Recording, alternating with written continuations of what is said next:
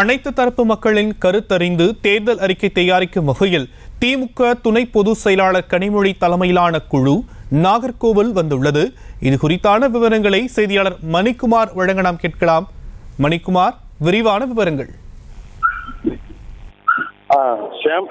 2024 பாராளுமன்ற தேர்தலுக்கான திமுக அறிக்கை குழு ஒன்று தயார்படுத்தியது. அந்த அறிக்கை குழுவில் கனிமொழி மற்றும் சென்னை மாநகராட்சி மேயர் பிரியா, RS பார்வதி போன்றோர் உள்ளனர்.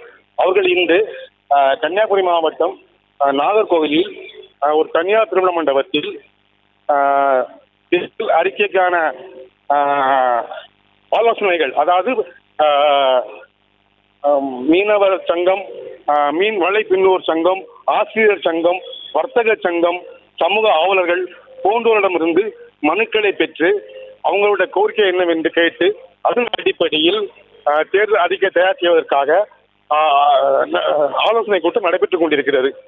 முதல்வராக கன்னியாகுமரி மாவட்டத்தை சேர்ந்த கிழக்கு மற்றும் மேற்கு மாவட்டத்தை சேர்ந்த சங்கங்களை பார்த்து மனுக்களை பெற்றுக் கொள்கிறார்கள்.